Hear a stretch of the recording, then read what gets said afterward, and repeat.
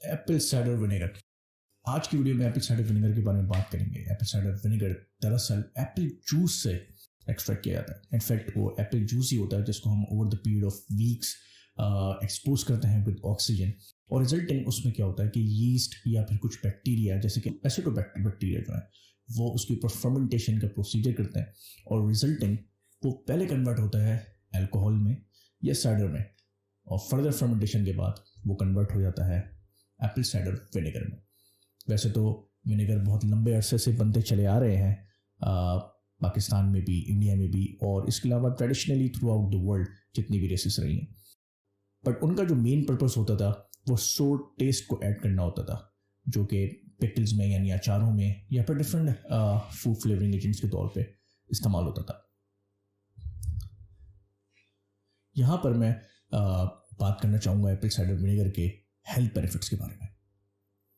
Apple cider vinegar के बारे में लोगों ने बहुत सारी बातें सुनी है कि शायद वो विटामिन्स प्रोवाइड करता है, लेकिन एप्पल साइडर विनेगर के अंदर ना ही विटामिन डी, ना ही विटामिन सी या कोई और विटामिन पाया जाता है।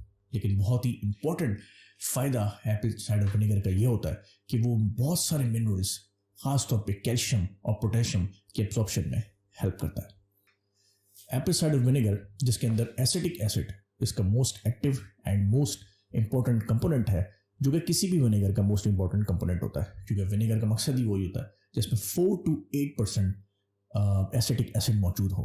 तो एप्पल साइडर विनेगर जिसके अंदर एसिडिक एसिड मौजूद है उसकी pH 2.8 होती है, जो कि तकरीबन स्टमक में मौजूद हमारी pH के बराबर होती है। अब इंसान की बॉडी में जो उसकी pH है वो कोई एक नहीं होती, क्योंकि डिफरेंट बॉडी ऑर्गन्स में डिफरेंट तरह की pH पाई जाती है। जैसे कि ब्लड की pH कुछ और है, यूरिन की कुछ और है, सलाइवा की कुछ और है। इसी तरह हमारे गट में भी स्टमक के लेवल पे pH कुछ और है और इंटेस्टाइन के लेवल पे pH कुछ और है। हमारे स्टमक में जो pH है वो तकरीबन एप्पल साइडर विनेगर की pH के बराबर ही है। होता यह है कि जैसे जैसे ही इंसान एज करता है, यानी कि बूढ़ा होता चला जाता है, इनफैक्ट जब वो अपनी मिडिल एज में भी पहुंचता है तो वक्त के साथ उसके अंदर जो एसिडिटी उसके pH में मौजूद होती है वो कम हो जाती है, यानी कि pH बढ़ना शुरू हो जाती है। यहाँ तक कि वो कंपार्टमेंट्स जो कि स्टमक या ऐसे कंपार्टमेंट्स जहाँ पे pH बहुत ही लो पाई जाती है नेचुरली, वहाँ पर भी वो हाई होना शुरू हो जाती है। तो वक्त के साथ जो मेन पर्पस था एसिडिक pH का, यानी कि मिनरल्स का, न्यूट्रिएंट्स का एब्जॉर्प्शन करना, वो ख़त्म होता चले जाता है या कम होता चले जाता है। इसी तरह हमारी बॉडी में जो ब्लड है इसमें भी pH का बहुत इंपॉर्टेंट रोल होता है, और थोड़ा सा भी इसमें अगर फ्लक्चुएशन हो जाए तो बॉडी पे जो इम्पैक्ट है वो बहुत ज़्यादा होता है। कैल्शियम की एब्जॉर्प्शन और उसके मेटाबॉलिज्म में, इनफैक्ट उसकी ट्रांसपोर्ट में जो बहुत इंपॉर्टेंट रोल है वो एसिडिटी ऑफ द pH का। अगर pH एल्कलाइन हो जाए तो कैल्शियम सॉफ्ट टिश्यू के अंदर डिपॉजिट होना शुरू हो जाता है, जिसकी वजह से हमें आर्थराइटिस, यानी कि जॉइंट्स में अगर डिपॉजिट हो जाए तो हमें आर्थराइटिस, खासतौर पे माइग्रेटरी आर्थराइटिस का सामना करना पड़ सकता है। और इसके साथ साथ अगर वो नर्व टिश्यू में जमा होना शुरू हो जाए तो हमें न्यूराइटिस हो सकता है। वक्त के साथ साथ मोतिया की शिकायत भी कैल्शियम की डिपोजिशन की वजह से ही होती है, और इसके साथ साथ दूसरे प्रॉब्लम्स जैसे कि ट्विचिंग, मुख्तलिफ जगहों पे फेस पे अराउंड द आई ट्विचिंग का सामना भी करना पड़ सकता है। काफ्स में क्रैम्प्स पाए जा सकते हैं। ये तमाम ही चीज़ें कैल्शियम की ट्रांसपोर्ट ना होने की वजह से पेश आती हैं।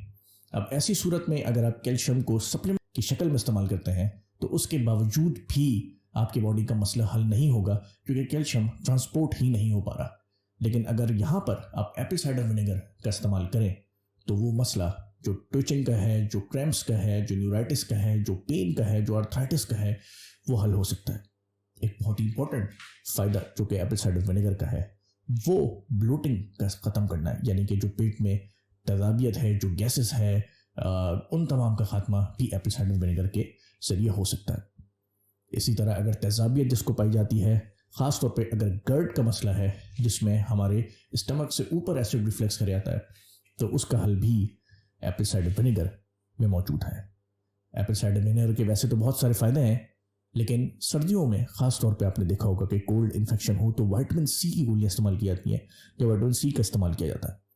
विटामिन सी का रोल भी सिर्फ और सिर्फ उसकी एसिडिक pH की वजह से यहाँ पर होता है, क्योंकि एसिडिक pH हमारी इम्यूनिटी को बूस्ट करने में भी एक बहुत इंपॉर्टेंट रोल प्ले करती है।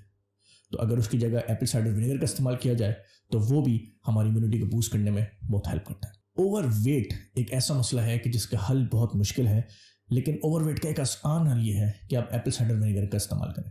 ایپل سائڈر ونیگر جو ٹرائیگلیسرائڈ ہے ان کے لیول کو کم کرتا ہے۔ ایپل سائڈر ونیگر ٹرائیگلیسرائڈ کے لیول کو کنٹرول میں رکھتا ہے، جس کی وجہ سے بیلی فیٹ اور اس کے ساتھ ساتھ آپ کے فیٹی لیور کا رسک بھی کم ہو جاتا ہے۔ آپ کی اوبیسٹی، آپ کا موٹاپے کا مسئلہ بھی حل ہو جاتا ہے، اور اس کے ساتھ ساتھ آپ کا لیور بھی بہت ہیلدی طریقے سے فنکشن کرتا ہے۔ کیلشیم کے ساتھ ساتھ پوٹیشیم کی ایبزارپشن میں بھی ایک بہت امپورٹنٹ رول پلے کرتا ہے ایپل سائڈر ونیگر، یا پھر پی ایچ کا ایسیڈ ہونا۔ پوٹیشیم کا لیول اگر کم ہو جائے تو فٹیگ دیکھی جا سکتی ہے، ہائپر ٹینشن دیکھا جا سکتا ہے، یعنی انکریز ان بلڈ پریشر، اور اس کے ساتھ ساتھ irregular ہارٹ بیٹس کا ایک پرابلم پوٹیشیم کا لیول کم ہونے کی وجہ سے ہو سکتا ہے، اور اس میں بہت ساری پرابلمس جان لیوا بھی ثابت ہو سکتی ہیں۔ پوٹیشیم کے لیول کو نارمل رکھنے میں بھی ایپل سائڈر ونیگر کا ایک بہت امپورٹنٹ رول ہے۔ اب سوال یہاں پر یہ پیدا ہو سکتا ہے کہ ایپل سائڈر ونیگر کا استعمال کیا کیسے جائے؟ ایپل سائڈر ونیگر اگر آپ دکان سے بنے بنائے فارم میں حاصل کرتے ہیں تو پھر اس کے 1 چمچ یا 2 چمچ 1 گلاس پانی کے اندر مکس کر کے آپ کو ڈیلی استعمال کرنا ہے۔ کچھ لوگ یہ بھی ریکمینڈ کرتے ہیں کہ آپ ان کو دن میں 3 دفعہ، یعنی بریک فاسٹ سے پہلے، لنچ سے پہلے اور ڈنر سے پہلے استعمال کریں۔ لیکن آئیڈیلی ایپل سائڈر ونیگر اگر آپ شروع میں استعمال کر رہے ہیں تو میرا مشورہ یہی ہوگا کہ دن میں 1 دفعہ ناشتے سے پہلے استعمال کریں۔